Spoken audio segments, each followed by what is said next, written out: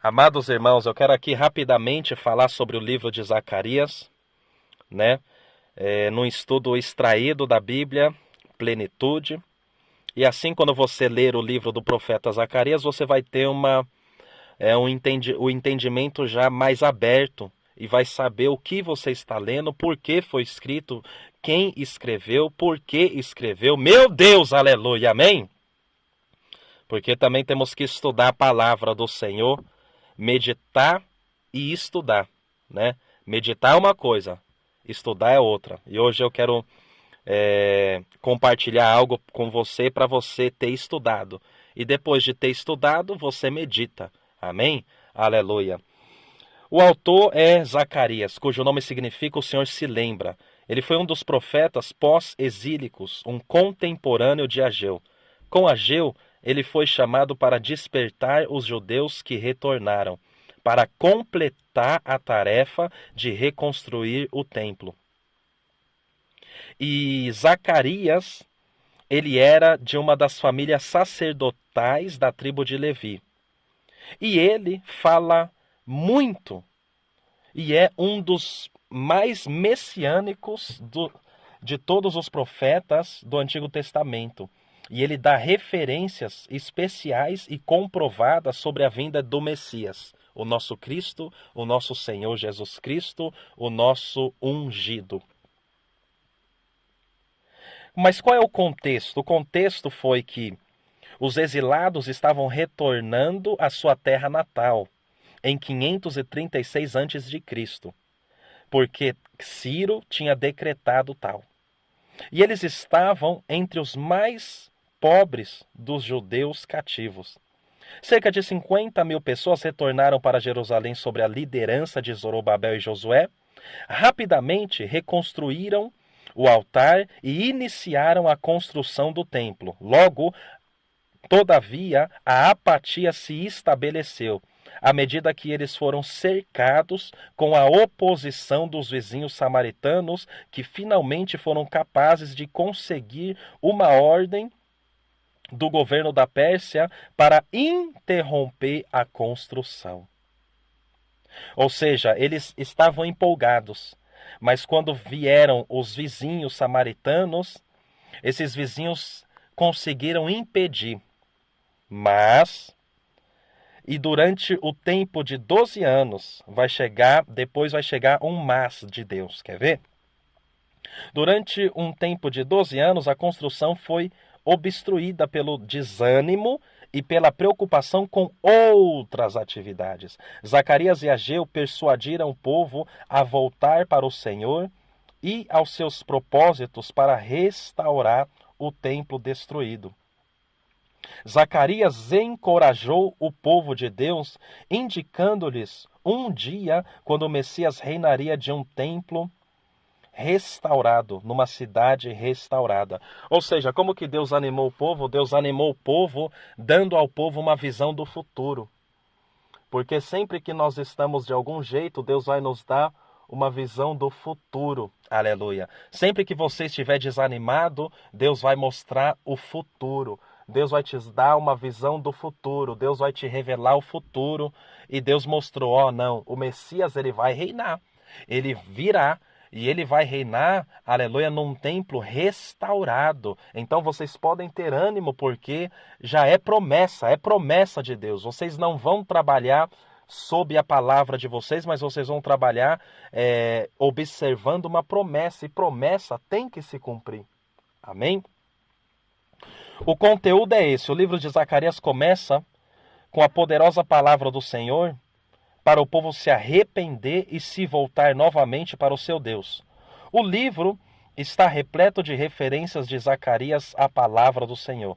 O profeta não entrega sua própria mensagem, mas ele fielmente transmite a mensagem dada a ele por Deus. O povo é chamado para se arrepender de sua apatia e completar a tarefa que não foi terminada.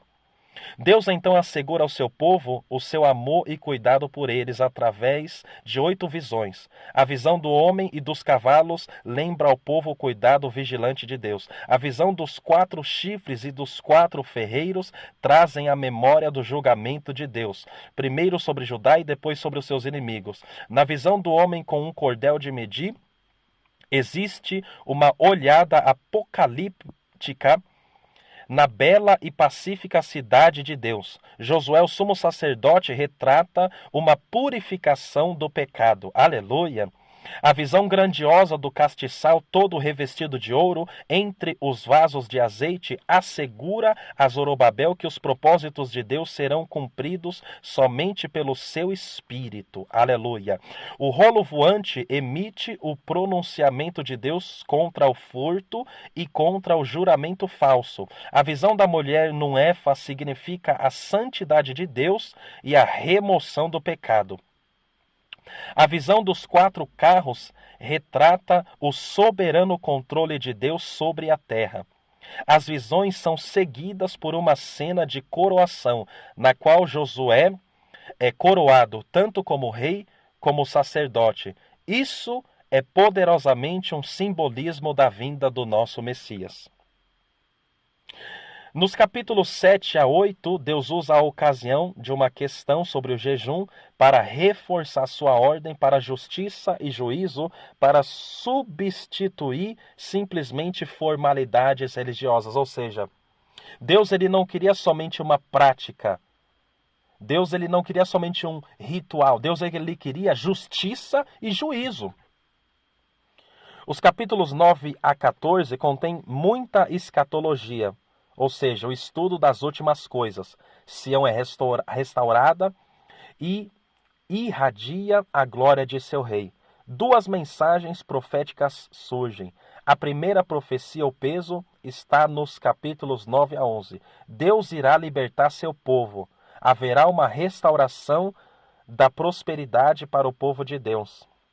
E o pastor de Israel será inicialmente rejeitado, levando uma grande desolação. A segunda profecia está nos capítulos 12 a 14. Novamente Deus liberta seu povo e eles prantearão por aquele que eles transpassaram. Uma fonte então é aberta para a purificação do pecado e da impureza. Capítulo 13.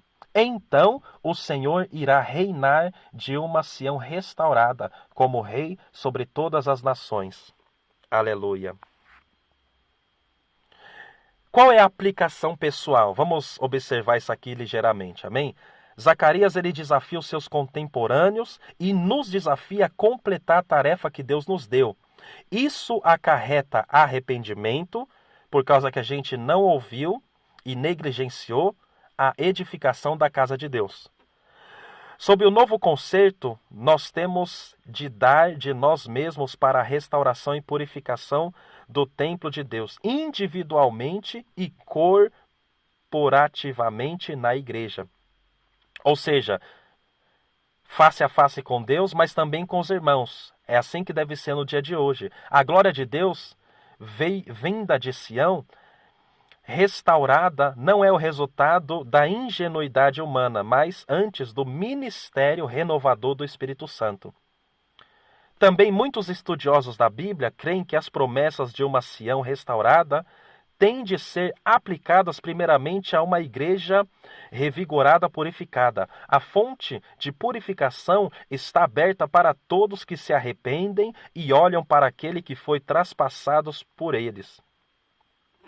William Cooper recebeu a inspiração para o hino Há uma fonte, desta linda verdade que se encontra em 13:1, capítulo 13:1.